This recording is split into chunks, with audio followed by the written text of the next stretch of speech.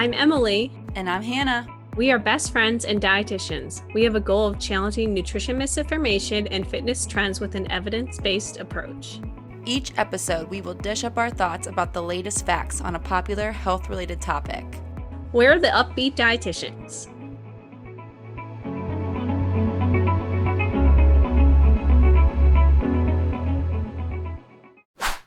Hello, everyone. Today on the Up-Beet Dietitians podcast, we are joined with a very special guest. Michaela Parsley is a registered dietitian that works with patients undergoing radiation and chemotherapy. She works to ensure patients are well-nourished to stay strong during cancer treatment, and also she provides insight to many of the nutrition myths surrounding cancer. Because of her work in oncology, she has a passion for disease prevention, and she runs a blog and social media accounts providing nutrition tips and easy recipes. Michaela is also a big fan of Aldi, just like us, and she loves to share her Aldi grocery hauls with her followers. So, great episode. Let's get into it. Hello, everyone. Welcome back to another episode of the Up-Beet Dietitians podcast.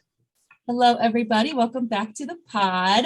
Today, we are joined by a very special guest, a fellow dietitian, and to me, a fellow Indiana liver. Is that the right word? Resident. That's a better word, not liver. Ugh. That was not the right word. Okay, you see how this is going to go already. Anyway, we are joined by a wonderful Indiana native, Michaela Parsley. Welcome to the podcast. Thanks, guys. Thanks for having me tonight. Of course. So Michaela is an oncology dietitian, which means that she specializes in cancer prevention and treatment. And so we're really going to pick her brain on those topics today. But before we get into that, kind of walk us through a typical day in the life, what you do for work, walk us through how you became a dietitian, what you do for fun, kind of a loaded question. So answer it however you wish, but just give us a little insight to who you are. All right. Well, you said I'm an Indiana native, which I'm actually not. I feel like okay. Where are you say from? that. I'm from St. Louis, Missouri, but I went to college at Ball State, chirp, chirp. But so that's how I became here, or how I moved here to Indiana. Met my husband. We moved to the Indianapolis area for my dietetic internship, and I love it here. So we have a home here now. We live here, work here. Like Hannah said earlier, I am an oncology dietitian. I work in a cancer center here in the Indianapolis area. I work with patients undergoing active treatment, so both radiation and chemotherapy. So that's like my full-time traditional job. And then kind of in my free time, I run some social media channels and a blog. That's really mostly just like general health advice, but I do like to kind of tailor it to disease prevention, just because I do work, in oncology. They estimate that 2/3 of cancer diagnoses could be prevented through diet and lifestyle changes. So, it's very important to me to kind of like get that message out there to the general public, to kind of empower them and let them know that we do have control over our health and wealth and happiness. So that's just a little bit about my work life. But other than that, I have 2 dogs. They're both rescue dogs, and I like to travel and hike and go camping. That's a little bit about me. Very cool. Very cool. Very good summary of everything going on. And I actually did not know that 2/3 of cancers could be prevented through dietary and lifestyle changes. So that is very cool to know. And I hope everyone takes that. I hope that resonates with everyone, because I feel like it affects everyone. And it's something that I feel like people don't know they can really do more with it. So that's really cool. I'm sure we'll ask you more today about it. So it'll be great. Yes. So let's start off with kind of what are the general guidelines around cancer prevention, or what are the most unique or remarkable ones you'd want to point out? Yeah. So like I said, I love talking prevention, specifically cancer prevention, of course, being an oncology dietitian. Two organizations that play a major role in cancer research and putting out guidelines and kind of interpreting the research for us as just the general population is the American Institute for Cancer Research and then the World Cancer Research Fund. And those two organizations teamed up together and, looked at all of the research and have put out general guidelines for cancer prevention, 10 of those. So I'll kind of go over 10 real briefly and then maybe touch on some more ones that I think or dive deeper into some of those that are a little bit more nutrition focused. Well, they're all nutrition focused, but ones that I think are really important for us to touch on today. So just to run through them real quick, the 10 tips. First, to be a healthy weight a lot of times. And I know, in today's world and on social media, we're talking about healthy at every size.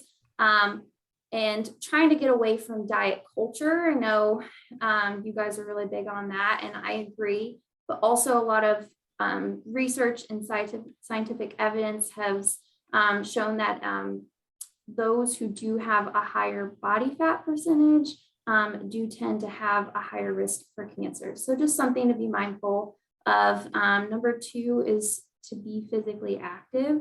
When we're active, that can improve immune system, reduce those body fat stores, to kind of help with that and being a healthy weight. Number three, eating a diet rich in plants. So I know plant-based diets are super popular right now, which is awesome because it's getting people to think outside of the box of the traditional meat and potatoes meals that I feel like a lot of, generations have grown up with. So that's a big one that I like to touch on a little bit more in just a second. Limiting processed foods and fast foods. Of course, I think a lot of us, it's pretty general information we're all familiar with. Limiting red meats and processed meats. I think this one's a little bit more well-known too, but something I just want to touch on real quick is as far as the red meats go, there is a higher link to cancer, specifically GI cancers with red meat consumption. So these organizations, the American Institute of Cancer Research has recommended limiting that. So what does limiting mean? That's trying to stay less than 12 to 18 ounces a week of red meat. So, if you think about it, that's still a decent amount. You can have, a burger or something every once in a while, just being mindful of how often, try not to have red meat every single day. The processed meats, that is something that they definitely recommend trying to reduce as much as possible, just because there is so much of a connection to cancer and certain types of cancers and processed meats are your, lunch meats, your bacon, your hot dogs, those types of things. Again, every once in a while, it's not going to, you're not going to have cancer just because you ate a hot dog, but really being mindful of that and trying to stick to fresh meats when possible. The next, number 6 is limiting sugar sweetened drinks. So if we're drinking soda, Starbucks Frappuccinos, all of these sugary beverages all day long, that's going to really add up in excess calories throughout the day, which could lead to excessive body fat and a higher body weight too. So again, being mindful of what we're drinking. Going with that, limiting alcohol. Alcohol is considered a carcinogen. I know that in the past, there's been recommendations, 1 drink for women, 2 drinks for men a day to try and stick around that. But when you're looking at in terms of cancer, we definitely want to avoid as much as possible. So these oncology organizations are always going to be saying to reduce that as much as possible or get rid of it if you can. I feel like we live in a really good time where it's almost a cool thing to not drink alcohol. We're recording this right now in January. A lot of people like to do dry January. A lot of bars that are newer in the Indianapolis area are having mocktails and a lot of just fun alcohol-free beverages. I know a lot of breweries are coming out with non-alcoholic options. So it's a really exciting time to try and implement that and still be social and meet up with friends without feeling that pressure to always have an alcoholic drink. So that's pretty cool. The 8th tip for cancer prevention is to not use supplements for cancer prevention.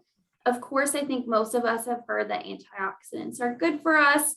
And so, some would infer that, okay, well, I'm going to go take a bunch of vitamin C or vitamin E, vitamin A, all of these vitamins and minerals to make sure I'm preventing disease. But studies have actually linked certain high dose vitamins with cancer development, specifically vitamin E and vitamin A. So trying to be mindful that we're not doing these excessive amounts of supplements.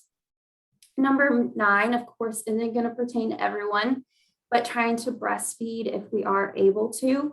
When we're breastfeeding, we actually have less, especially the length of time that we're breastfeeding, we are exposed to less estrogen because during that time, we're not having as much estrogen released in the body. Also, it's helping to increase cell death and that, making sure that we're killing off damaged cells and our body rapidly reproduces new cells in the breast tissue during that time. So that's pretty cool and interesting. But of course, that's only going to apply to you if you have children, if you're a woman, if you can also breastfeed. I know not everyone can. And then number 10 is following all of these guidelines after a cancer diagnosis. After we're done treating, and even, during cancer treatment, if some of these can be implemented, that's important too. But I like to tell my patients on treatment, you have a lot going on, like don't stress so much about all of these things. There's other things we can be focusing on during treatment that's more important. But when we're done with treatment, we want to prevent recurrence, right? You don't have to come back here and go through all this. So trying to really focus on these 10 tips. I love the approach you take to all this. Like it's very, moderation is key, because I feel like people will see those tips sometimes on a handout or a flyer or whatever, and they will be like, okay, so I could never have processed meat again. I could never have red meat again. I should never drink alcohol. I should never have a processed food. And it's not that way. Like you said, you don't just eat a potato chip and then get cancer. It's so much more complex than that. And so that's what I love about dietitians. I know it's very biased of me to say, but I feel like most of us do practice that whole moderation thing instead of the all or nothing mindset, which, as we know, Emily and I always talk about this, it's just never effective, and it's not even going to get you to your goals. Even if it is cancer prevention, it sounds like it's not even going to be worth it, I would say, to have that mindset of super duper restriction. So I love to hear all those different. Yeah. And we have to meet patients in the middle, right? Yeah. I know all of us live in the Midwest, and, not to stereotype, but people more so in the Midwest are very set in certain eating practices that aren't very in line with all 10 of these tips or lifestyle practices. And so we have to do what we can and slowly implement all of these changes and build on that over time versus trying to go crazy and do all these. And like you said, never eat a potato chip again, never eat a hot dog again. I mean, even me as a cancer dietitian, who is very in tune with all these things, if I'm at a barbecue in the summer and there's a hot dog, I'm going to eat a hot dog and enjoy that. But also, I don't eat hot dogs every single day. I'm doing all these other things. So it's just the bigger picture for sure to focus on. Exactly. That's something I try to stress too. So I feel like patients and clients don't always think of it that way. They think of the nitty gritty stuff. Yeah, the one that I wanted to just go into a little bit deeper is the recommendation to have a diet rich in whole grains, fruit, vegetables, and beans, all those plant foods.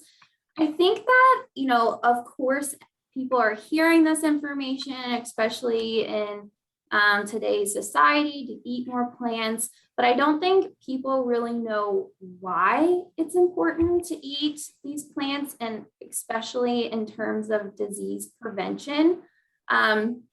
And, when I'm talking with patients, they'll tell me a list of like 3 vegetables that they like and that they eat consistently. But when I kind of talk a little bit more with them about fruits, vegetables, beans, whole grains, and why it prevents disease or why it's good for us, then they're more likely to kind of broaden their horizon and try new things. So we always encourage variety in our diet because certain plant foods or all plant foods contain different nutrients.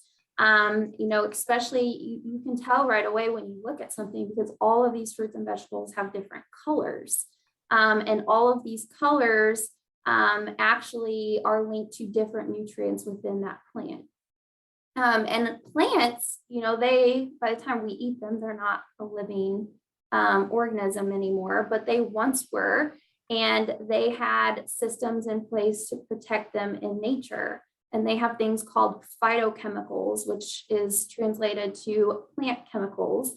And these are the plant's natural way of protecting themselves in nature and elements from certain diseases. And those phytochemicals, when we consume them, plenty of research and studies have shown that thus helps us prevent disease. And all of these different colors offer different things. So I think most people look at an orange and know that there's vitamin C in there. And vitamin C is an antioxidant. It helps fight free radicals within the body that could cause eventually down the road disease. But also like things like tomatoes contain lycopene. People who consume more lycopene throughout their lifetime seem to have a reduced risk of prostate cancer.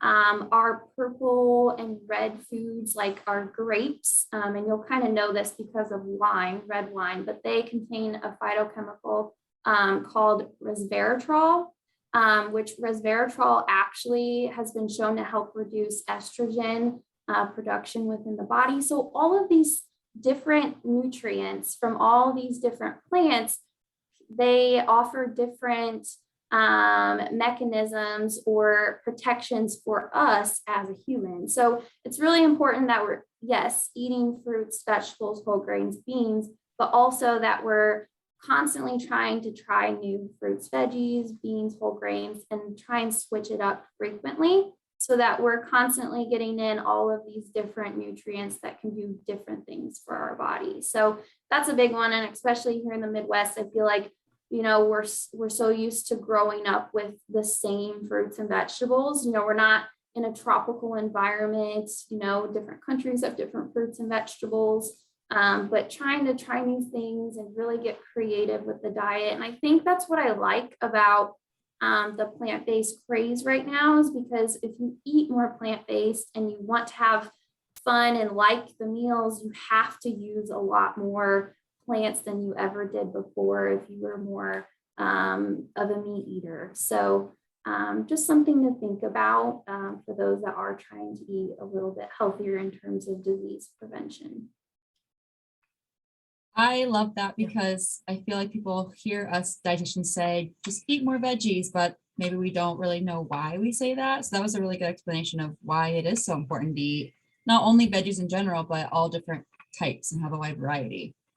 I think this is a good segue kind of into our controversial question of the episode. And we want to hear your opinion and your expertise on the statement of sugar feeds into cancer.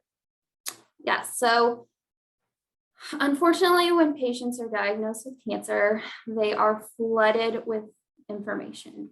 A lot of times information is from Google, friends and family that know other people with cancer. And a lot of times it always comes back to what they should be doing with their diet. Because, right, we just talked about how important diet is for cancer prevention. So, of course, diet's going to be super important once they have cancer. And something that comes up a lot is that sugar feeds cancer. And this is a myth that I'm constantly busting. Like, I literally need that sugar does not feed cancer tattooed to my forehead at this point. But where does this come from? Because we got to realize, like, obviously it's coming from somewhere if it's so readily talked about and common in today's society. Well, glucose, which is sugar, carbohydrate, is the preferred source of energy for all cells in the body. So this is why when people go keto and they're cutting out carbohydrates or glucose, they'll feel really tired. They can't really think as well because we normally use all this glucose for our cells to have energy and to fuel its best. And cancer cells, when they're rapidly dividing and the tumors growing within the body, they're using much more energy than they ever did before, or that healthy cells use. They're using so much more nutrition, and their preferred source of energy is glucose too, just like a healthy cell. So a lot of times people will say, well, if we cut out glucose from the diet, if we're cutting out sugar, then we can slow the cancer growth, which of course, we all want to do to help slow the spread and, possibly help treat and help with treatment to do its job. But when you cut out glucose from the diet completely, cancer is ruthless. This is how I describe it to all my patients. Like, your cancer is going to continue to grow no matter what. And what doesn't get talked about is that all cells and cancer cells don't just use glucose to grow. They're also using protein and fat to continue to grow and use that as energy. And they have mechanisms in place to turn protein and fat into glucose to be used for energy and to continue to grow.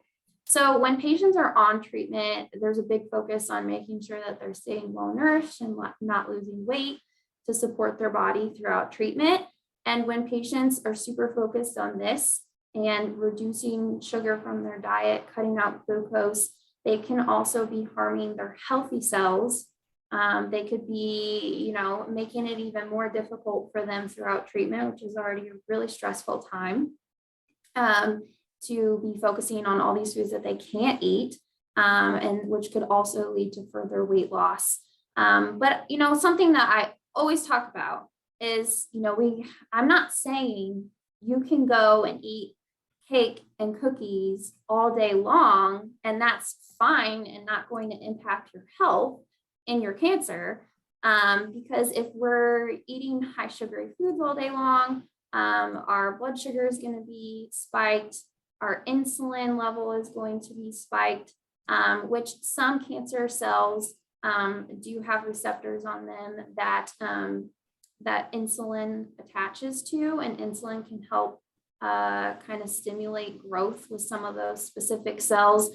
So there's like a roundabout way where, of course, like to support our body, we want to be mindful of sugar and not eating it all day long. But it's not like if you drink a milkshake, you're growing your cancer cells as we speak. And then another thing that I like to touch on is, of course, if we have a high sugar diet, I touched on this earlier when I was talking about those sugary beverages. If we're having sugar all day long, we're likely having excessive calories from those sugar sources because they can add up quickly. And that can, lead to a higher body fat percentage, which has been linked to many types of cancer. So does sugar feed cancer directly? No, but, there are things to be mindful of around that space of sugar and glucose and health, that can impact cancer. So it's kind of just, a subject that you really have to dive deeper into and understand all of it before you can just say sugar feeds cancer. Yeah, it's not always as black and white. I feel like nutrition is often made to be. Yeah. And, I mainly work with patients when they're undergoing treatment. And I think even if you've never known someone personally who's gone through cancer treatment, specifically chemo, that affects this more so, I feel like you've seen it on TV or a little bit. But of course, chemo causes a lot of nausea, upset stomach, And a lot of times patients are really struggling to eat, and cold liquids, like milkshakes, or, oral nutrition supplements. A lot of people are familiar with like Ensure, Boost, Fairlife shakes are becoming more popular. But those are like the only things patients can sometimes consume. And so if you tell them that sugar feeds cancer, and they're going to take that, to heart, and they're going to avoid all sources of sugar, then they're going to have like nothing left on many days where that's the only thing they can eat. And that's going to do more harm to their health during treatment than it would be for them to just consume that. And also, if you're taking that sugar feeds cancer to the extreme as well, and you're not consuming fruit, because of course fruit has sugar. We just talked about how important some of those vitamins, minerals, phytonutrients are that come from fruit that help prevent cancer and disease. So you're going to be missing out on those nutrients as well. All right, well, on the other side of the spectrum, now that we kind of know the correlation between sugar and cancer, we'd love to get into the correlation between artificial sweeteners and cancer, because I feel like that is one that I hear all the time, because I work in weight management. And so those can be a really good tool to help decrease caloric intake. And every time I mention them, my clients or patients are like, ooh, but don't those lead to cancer? Things like stevia, sucralose, ACE-K, all those different things. So we would love to hear your perspective on that, if artificial sweeteners have any correlation to cancer. Mm-hmm. So, obviously when these organizations like the American Institute of Cancer Research are putting out that they don't want you to have sugary beverages or sugar sweetened beverages, the latter would be to have low sugar, or maybe diet beverages. And I know that in society, just like the sugar feeds cancer myth, there's a lot of information out there about artificial sweeteners and their connection to cancer. This all began in the 1970s, when saccharin was studied in rats. And they noticed that the rats, well, I think it's mice, but whatever, rodents, that saccharin, the rodents that consume saccharin did develop bladder cancer. So that's where that first stems from. And so it was deemed right away as a carcinogen. The FDA did not approve it for use and consumption. But then it was studied further in mechanistic studies, which means that it was then studied in like humans and what the effect would be on a human consuming that, because we are not rodents, right? That correlation does not occur, that the saccharin did not develop tumors within humans. So then it was, of course, studied much more than just one study, but it was eventually reversed and deemed safe by the FDA to be put into food products and consumed by Americans. So pretty much since that happened, there's been so many more sugar substitutes that have came onto the market, but it is always going to be tested and deemed safe by the FDA before it's put out for human consumption. Aspartame, which is like one of the more common sweeteners nowadays, that's like what's in Diet Coke that I know Hannah loves. There was one study that came out of a lab by Italian researchers that linked aspartame to more like blood cancers, like leukemia. And they found a connection between those blood cancer developments and, again, the rodents that consumed the aspartame. Well, researchers went and were looking at their data and actually found many, many flaws within the research, and it was pretty much revoked. And then all the studies since then pretty much have deemed it safe. The FDA feels comfortable. They name it as safe. It is not a carcinogen. So that's why it's in our society today. It's in our food products or drinks. Now with anything, of course, we've talked about sugar, I don't want patients going and eating sugar all day long. It's kind of the same thing with artificial sweeteners. Different organizations, so the FDA and then kind of the similar organization in Europe have put out kind of like limits or like what they're called ADIs, which is acceptable daily intake amounts for aspartame, which in the US, the FDA's is 40 milligrams per kilogram of body weight. In Europe, they're a little more strict, and theirs is 40 milligrams per kilogram body weight. So what does that actually mean? For someone that's like 132 pounds, in Europe, that's about 36 cans of diet soda a day. So I'm sure there's probably someone out there that drinks that much, but I have never met someone that drinks that much diet soda. So it's just like putting that into perspective, like how much are you actually consuming of these artificial sweeteners? It's again, something we want to be mindful of, making sure that we're not consuming all of these all day long.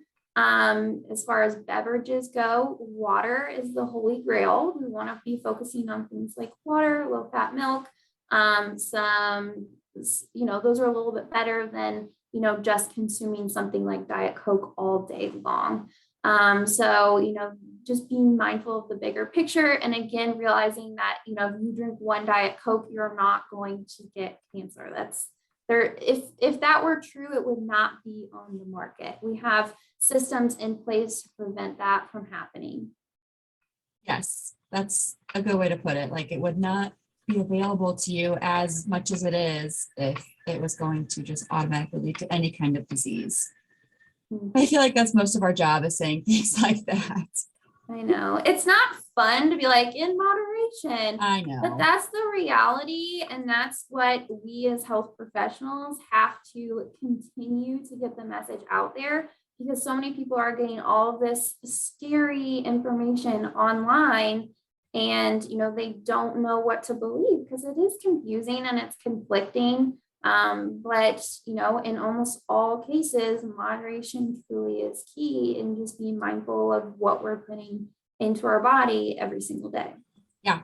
And this could be like a whole other podcast episode, I think. But like you said, it's not like sexy or fun to say those things. And the struggle is that the more dramatic things that are said, like if you do have Diet Coke, you're going to get cancer. Those are the videos that go viral, that everyone responds to and everyone sees.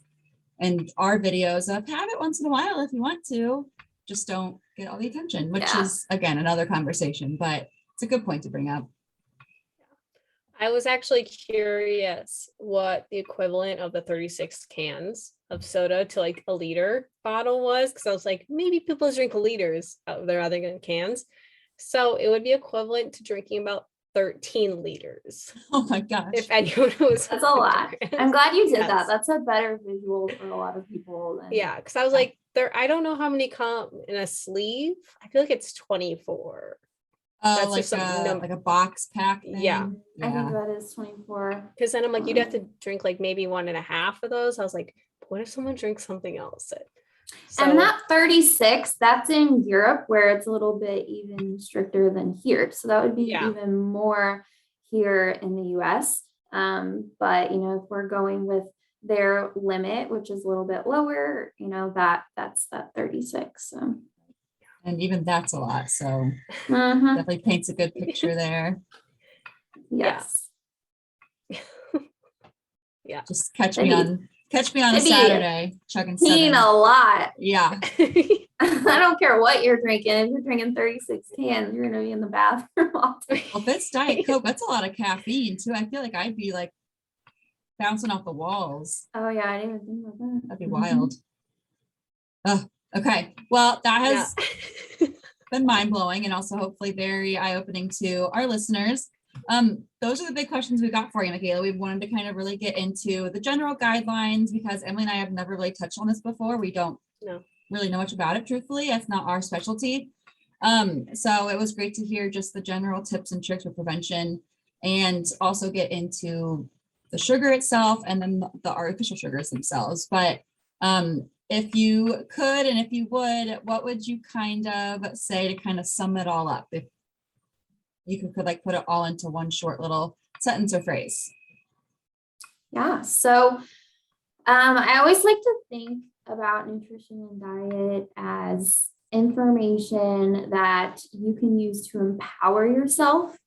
A lot of times with cancer, I think a lot of people, they know that there's cancer in their family and they're just doomed to get cancer. But like I said, there is a lot of power in our diet and lifestyle that can change that course and can help prevent disease. So knowing that and implementing that into the diet by, of course, focusing on those plant foods and eating a variety of those foods. Trying to limit alcohol, that's a really big one that I think society is going in the right direction, but that's something that isn't talked about enough because it is a carcinogen. And, moving our body and treating it with kindness and try to look at cancer prevention and disease prevention in general, because that's the big thing. Like all of these recommendations and everything we talked about today is to prevent cancer, but all of those same recommendations also prevent heart disease, diabetes, all of these chronic disease states that are so prevalent in the United States. So it's not just about cancer, but also preventing all of these disease states and knowing that you have the power to kind of change your future and prevent that. Yeah, beautifully said.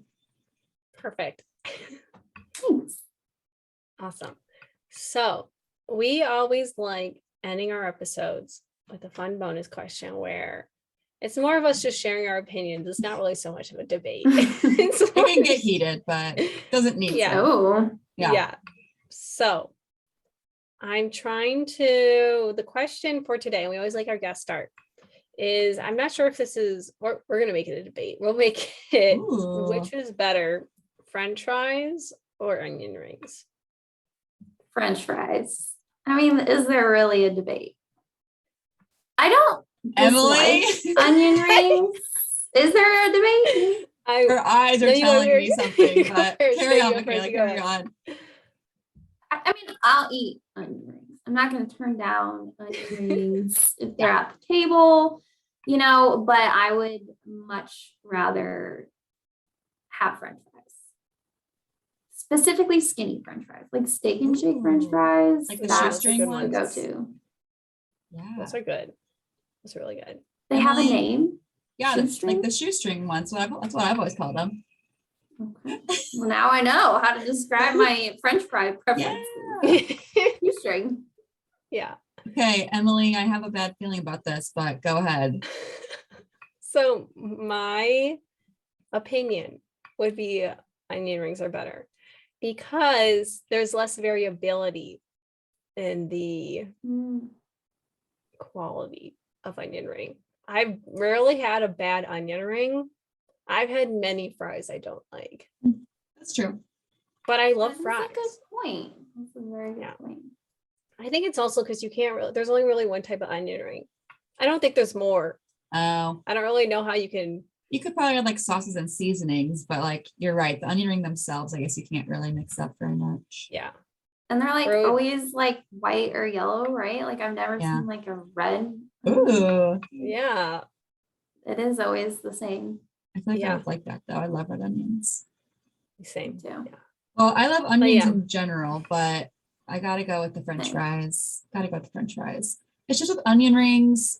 When you bite into it, sometimes the whole like onion comes out, and then you have just like the crispy part. Yeah.